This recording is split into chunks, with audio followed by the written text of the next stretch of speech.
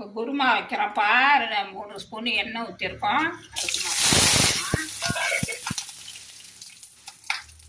போட்டாச்சு. இஞ்சி பூண்டு,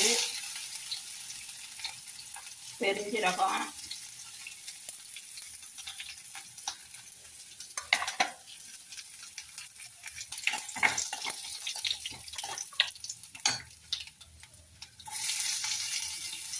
வெங்காயம், பச்சை மிளகாய், கருவேப்பிலை, தக்காளி.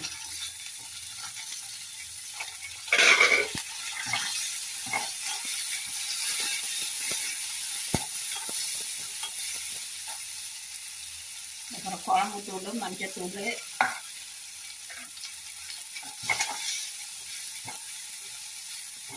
நல்லா வதங்கட்டப்பா. வதங்கிடுச்சுப்பா. உப்பு போட்டாச்சு. 1 டம்ளர்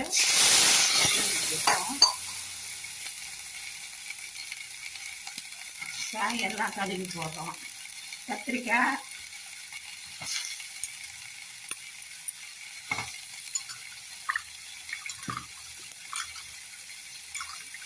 உருளைக்கிழங்கு போடுறோம்ப்பா. சக்கரவள்ளி கிழங்கு போடுறோம்.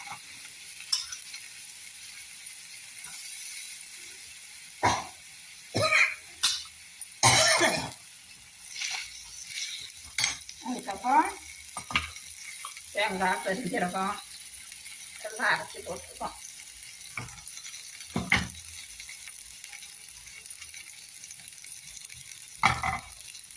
கொஞ்சம் கழுவிட்டு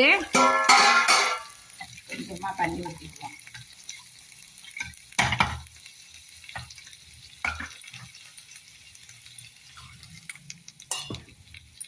அவ்வளோதான்ப்பா.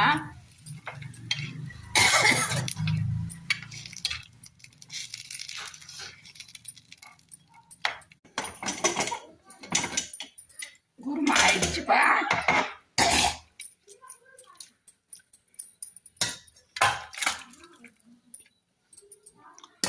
எண்ணெய் செட்டில் தாளிச்சு குக்கரில் கொதிக்கிறதுக்கு சரியா வரலன்னு திருப்பி குக்கரில் போட்டேன். இதாப்பா குருமா.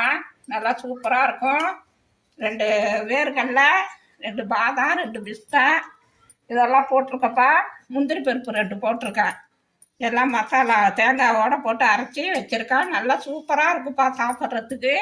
இது இட்லிக்கு, தோசைக்கு, சப்பாத்திக்கு, பூரிக்கு எல்லாத்துக்கும் சாப்பிட்லாப்பா. இதே மாதிரி நீங்களும் நல்லா டேஸ்ட்டாக செஞ்சு சாப்பிடுங்க. Thank you.